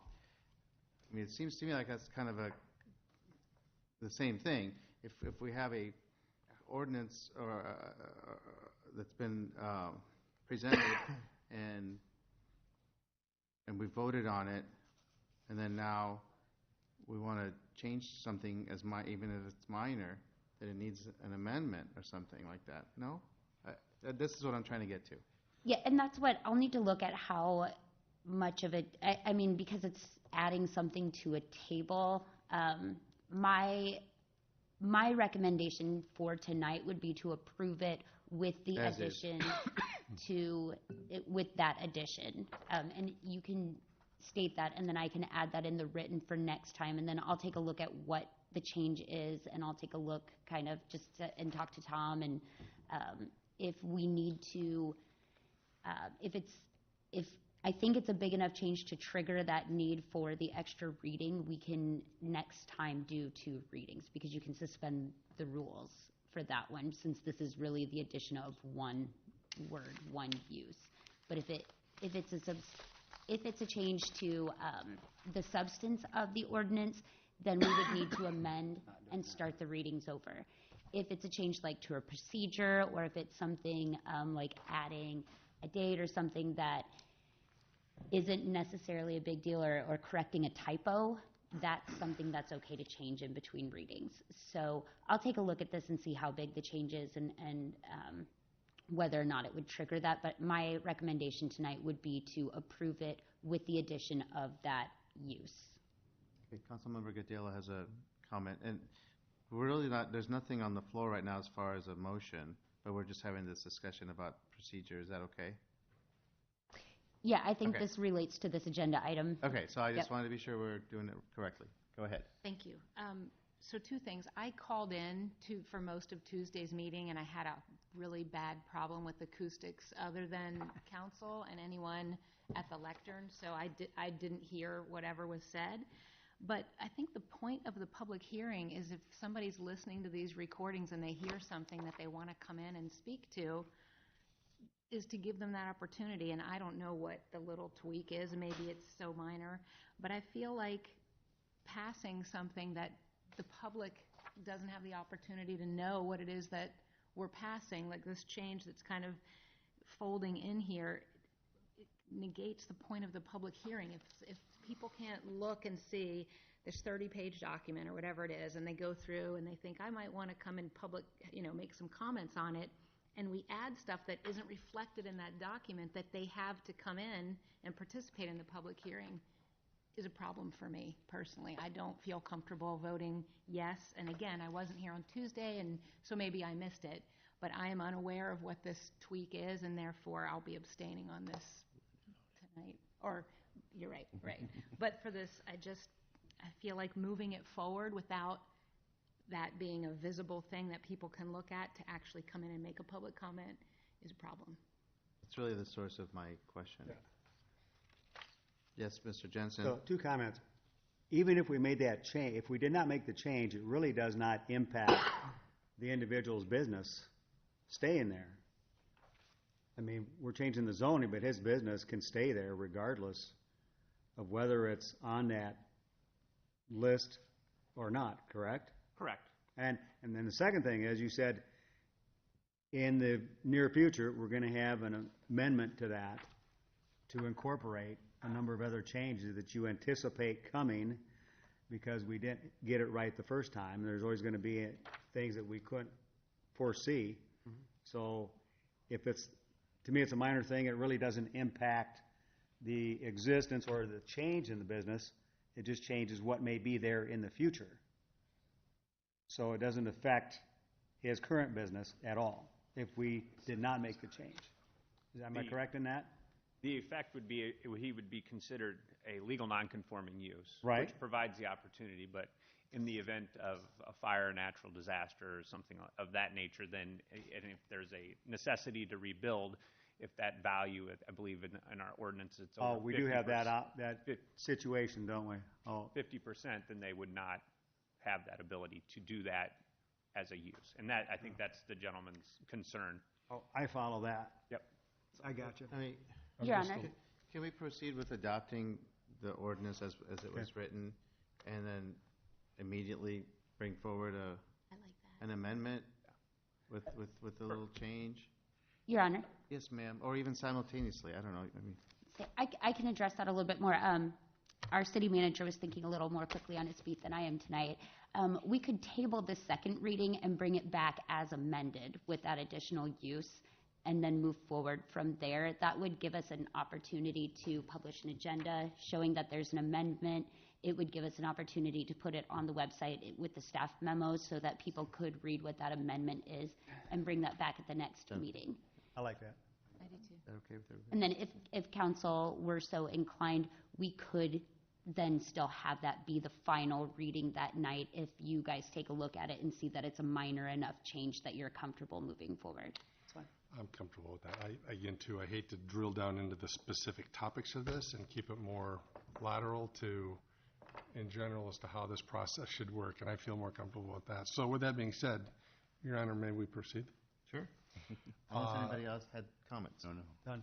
Okay, go Okay, ahead. very good. So in this particular case here, Your Honor, I move to table ordinance number 19-16, amending section 17604, establishment of districts and map of the Marion Code of Ordinances to include central corridor zoning districts for the city of Marion. Second consideration. Second? It's been moved and seconded to table ordinance number 19-16. Any discussion? All those in favor of tabling ordinance 19-16, please say aye. Aye. All those opposed, say no. Okay, the motion is approved. Mr. Brandt. And the next one's separate from the, okay. Okay, thank you. Mayor, I move to approve ordinance number 19-17, repealing section 176.50, Central Corridor Interim Development Overlay of the Marion Code of Ordinances, and reestablishing section 176.50 as Central Corridor Zoning Districts. City of Marion, second consideration. Second? Your Honor, Yes, sir. I would ask that if you are going to table the one before, if you just table this one for consistency, please. Yep. I agree. It's been moved and seconded to approve ordinance number 19-17, repealing section 176.5, Central Corridor Interim Development Overlay of the Marion Code of Ordinances. And I agree with that, and I mean, I think we want to make sure that the amended ordinance is going to be passed and be final before we terminate the interim development ordinance, which has served us well. Mayor, I move to table ordinance number 1917, repealing section 176.50, Central Corridor Interim Development Overlay of the Marion Code of Ordinances, and reestablishing section 176.50 as Central Corridor Zoning Districts, City of Marion, second consideration. Second. Okay, it was moved by Councilmember Jensen and seconded by Councilmember Sternad to table ordinance number 19-17. Any discussion on the motion to table? All those in favor of tabling ordinance number 19-17, please say aye. Aye. All those opposed, please say no. Motion is approved. Adela? Mayor, I move to approve resolution number 27682, supporting and directing staff to proceed with planning and design of a mobile library as outlined in the contract with Specialty Vehicle Services, LLC, hereinafter referred to as SVS, Inc. Second. It has been moved and seconded to approve resolution number 27682, supporting and directing staff to proceed with planning and design of a mobile library as outlined in the contract with Specialty Vehicle Services, LLC. Discussion? Okay, all those in favor of resolution number 27682, please say aye. Aye. All those opposed, say no. Motion is approved. At this time, we have a presentation or discussion from the police department. I'll be real Chief brief, McHale, Mayor. yes. I just wanted to thank the council, the mayor, and staff for all the support you showed me during my tenure as chief of police. In the audience today, you have Lieutenant Scott Elam and Lieutenant Chad Knott, who will serve as the interim chiefs of police, and I wish them the best and just wanted to thank you personally for all the support you showed us, and just wish the Marion Police Department good luck in the future. Thank you. And thank you. We wish you the very best also, and we thank you for everything that you did while you were here. So. Okay, at this time we have a public forum, which is a time set aside for comments from the public on topics that were not listed on the agenda. Anyone here to address the council on any item not listed on the agenda, you're welcome to come forward at this time, address the council, state your name and address, and please make sure you fill out the card and speak into the microphone. Anyone here that's address the council? None. Okay. Seeing that there are none, we will move on to council discussion time. Councilmember Gadela. Okay.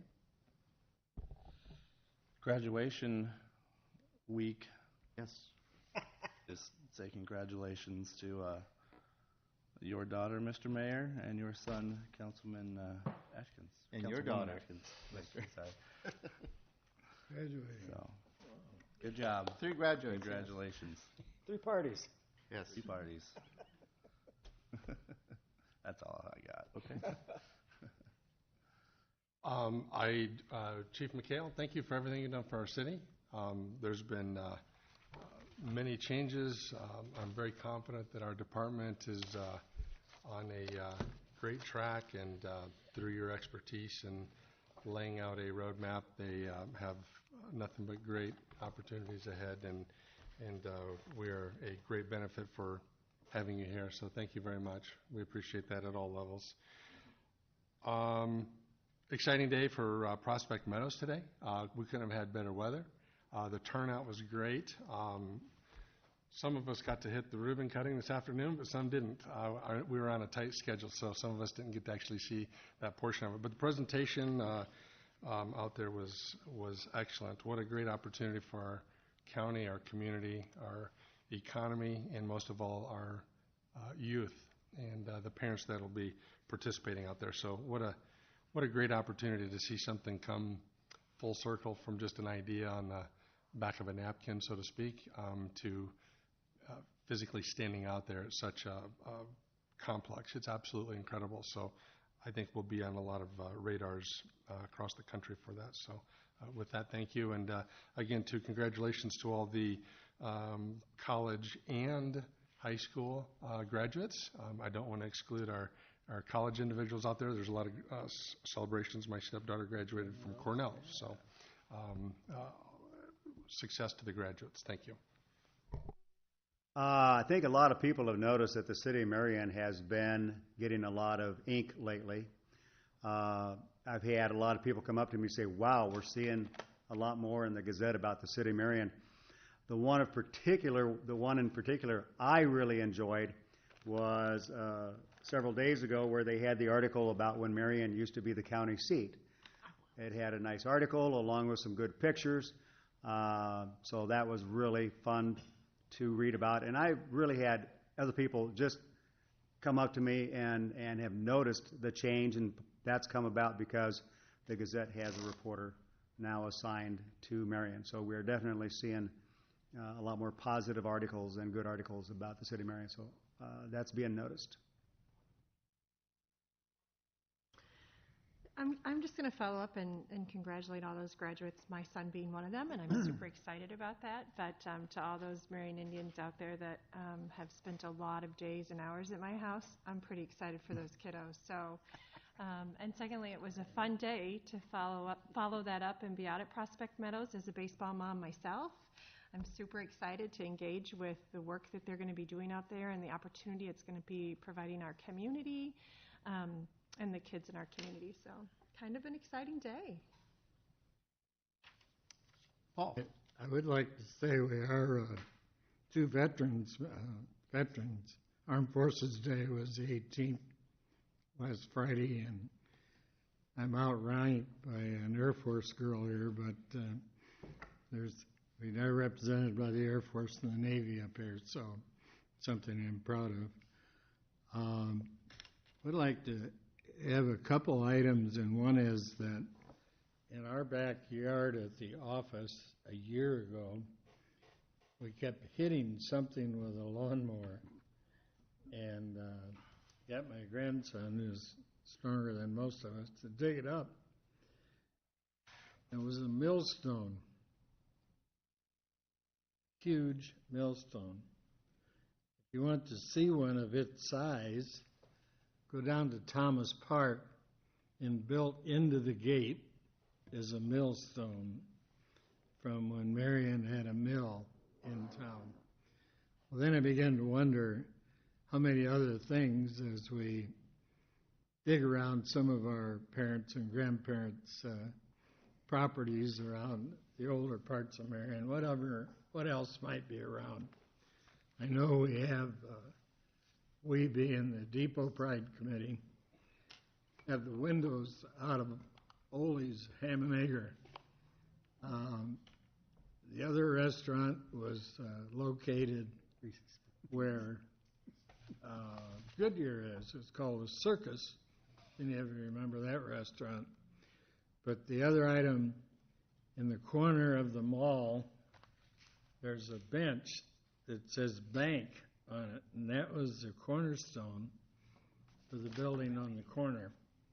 So if we find things, don't just throw them out. Let's see if they are of value, because, you know, the brick homes we're moving and the brick properties we have are Marion bricks. They're made here, and that's something to be very proud of. The depot bricks made in Pennsylvania, but like our building and these other buildings we're moving are bricks that were made here in Marion. And as we dig around our grandparents' yards or whatever, find something you don't know what it is, let's take it to the History Center and ask, because there's a lot of things that need to be saved. Thank you. Okay. For my part, you know, I'm glad that people are noticing that the Marion is getting more coverage in the Gazette, and I would like to tell you how that happened. In a conversation with our library director, Holly Trineri, I mentioned that we had lost our Marion reporter, and we weren't getting a lot of news stories in the paper on Marion. She made some calls to the Gazette, and working with our communications director, Amber Bissinger, set up a meeting for myself and various people from the staff to meet with the editorial board, and that's what came about through that. And there was a reporter assigned to Marion, and we're seeing more stories on Marion. So that was through a deliberate effort, and thank you, Holly, and all the staff who participated in that. As far as what's happened since the last meeting, the Arts Festival, despite the soggy ground, was a great success again. I've heard positive comments, including comments about vendors being very, very happy with their sales and with how everything went. So thanks to everyone who puts effort throughout the year into making that happen, and it puts us on the map. I did have the chance that morning to compete against Chief Crable in a waffle eating contest at the middle school. Neither of us won, but it was a fun event. More eating opportunity, was that yesterday? We had the cupcake wars at, we got to judge the cupcake wars at Marion High School, and chance to eat 5 cupcakes all at one time. That was fun.